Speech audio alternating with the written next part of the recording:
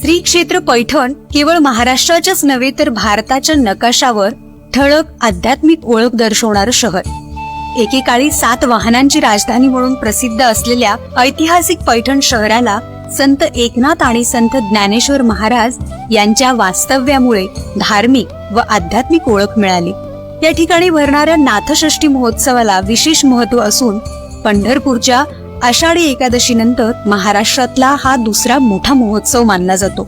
या महोत्सवाला केवळ राज्याच्याच नव्हे तर देशाच्या कानाकोपऱ्यातून वारकरी भाविक आणि दिंड्यात दाखल होत असतात. शांतीब्रह्म संत एकनाथ महाराजांनी फाल्गुन वद्य षष्टीला जलसमाधी घेतल्याने तेव्हापासून या तिथीला नाथषष्ठी म्हणून महत्त्व प्राप्त झालं.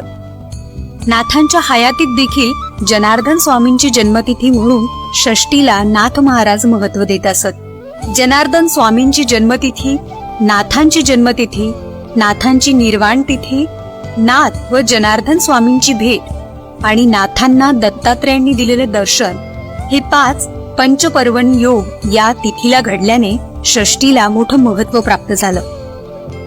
नाथांच्या निर्वाणानंतर या उत्सवाला नाथषष्ठी म्हणून संबोधलं जाऊ लागलं.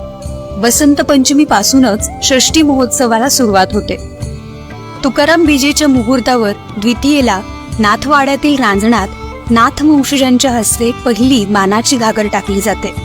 षष्ठी निमित्त आलेले हरिभक्त परायण वारकरी नाथभक्तांच्या भेटीगाठी तृतीयेला होऊन द्वितीया ते पंचमी पर्यंत नाथचरित्र पारायण चालते. पंचमीला नाथ महाराजांच्या मानलेल्या भगिनी लक्ष्मी आईच्या मंदिरात नैवेद्य दिला जातो. पुढे सायंकाळी नाथवंशज आणि नाथ संस्थांकडून पहिली अक्षता गावातील नाथ मंदिरात देण्यात येते व षष्ठी उत्सवाला येऊन कार्यसिद्धी करण्याचं आमंत्रण देवाला दिलं जाते. रात्री देव अभिषेकासाठी सज्ज झाल्यावर संस्थांचा मानाचा अभिषेक केला जातो. सजावट झाल्यावर भक्तांसाठी दर्शन खुले करण्यात येते. षष्ठीच्या दिवशी दुपारी नाथांची दिंडी गावातील नाथ मंदिरापासून बाहेरील नाथ मंदिरात येऊन या ठिकाणी वारकरी कीर्तन, नारदीय कीर्तन, महाआरती, पाद्यपूजा होते. दुसऱ्या दिवशी नाथांच्या पादुकांना अभिषेक करून गुरुमंत्राचा कार्यक्रम होतो.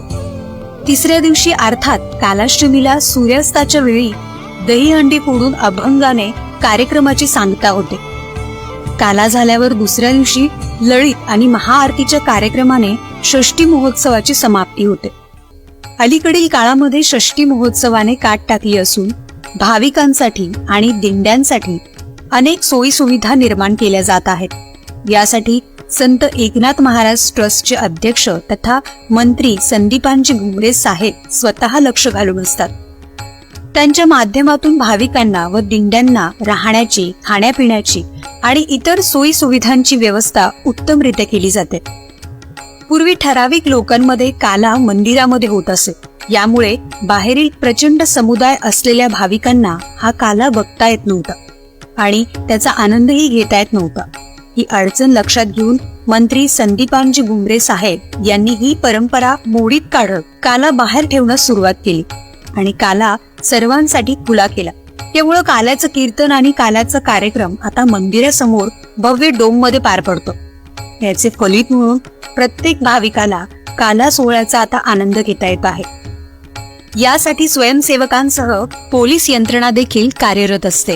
केवळ यावरच न थांबता मंत्री संदीपानजी भुमरे साहेबांच्या प्रयत्नातून संत एकनाथ महाराज ट्रस्टने श्री क्षेत्र पंढरपूर येथे 2 एकर जागा खरेदी केली आहे.